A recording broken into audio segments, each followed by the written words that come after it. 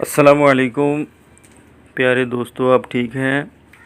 آج ہم آپ کو ایک ایسا واقعہ سنائیں گے جس کو سننے کے بعد آپ لازمی مسکرائیں گے۔ تو آئیے سنتے ہیں آج کا واقعہ، توجہ سے سنیے گا۔ اور اس میں بہت ساری ایسی چیزیں بھی ہیں جس میں ہماری زندگی کے لیے سیکھنے کو بہت کچھ ہے۔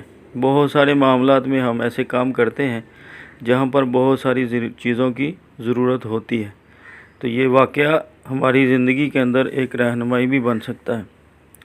ایک بادشاہ تھا اور اس کی ایک پیاری سی بیٹی تھی، یعنی شہزادی تھی۔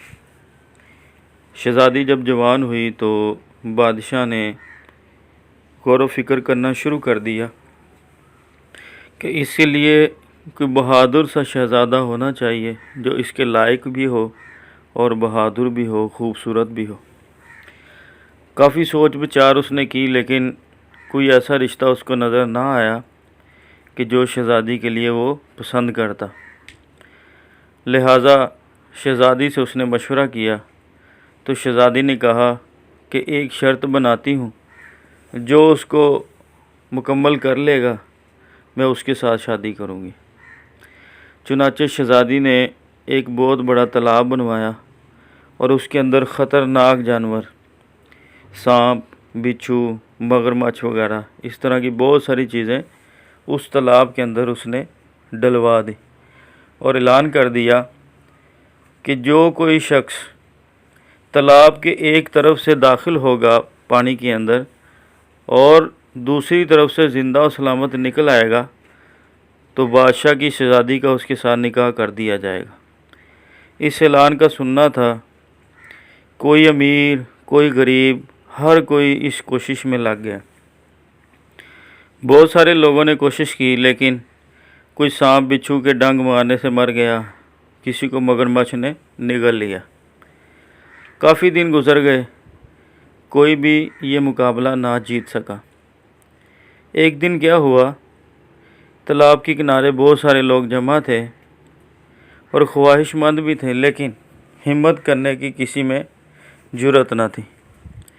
اچانک ایک کمزور جسم والا اور شکل و صورت بھی کوئی اتنی خوبصورت نہ تھی، تالاب کے اندر چھلانگ لگائی اس نے اور بڑی تیزی کے ساتھ، بڑی ہمت اور حوصلے کے ساتھ جلدی وہ تالاب کے دوسرے کنارے سے باہر آ گیا۔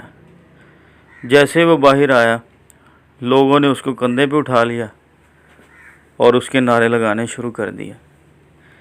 جب بادشاہ نے اس کو دیکھا تو پریشان ہو گیا، کیا ایسے شخص کے ساتھ میں اپنی بیٹی کا نکاح کروں گا جس کی نہ شکل و صورت ٹھیک ہے اور نہ ہی خوبصورت بدن ہے؟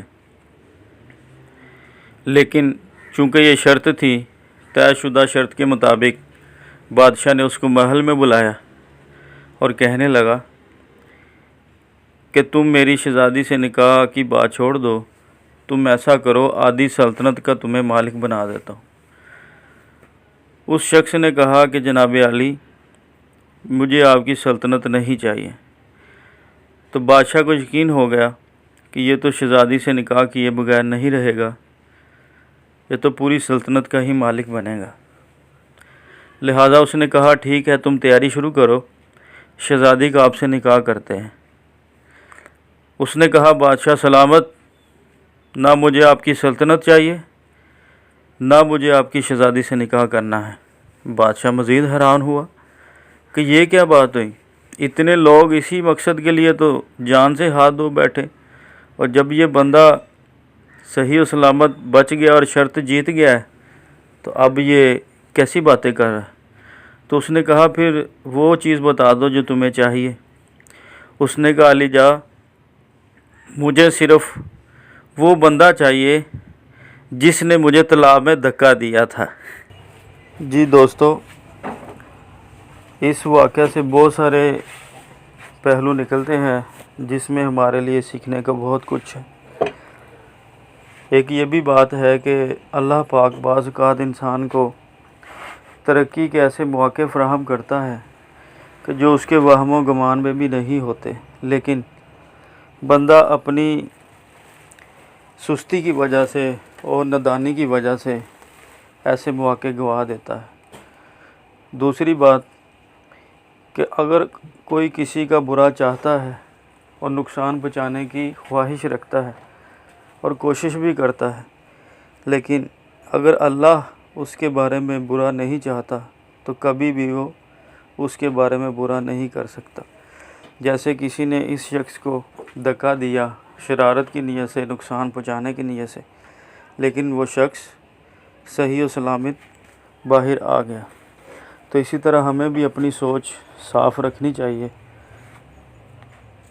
انداز اچھا رکھنا چاہیے، محبت پیار والا سلسلہ رکھنا چاہیے۔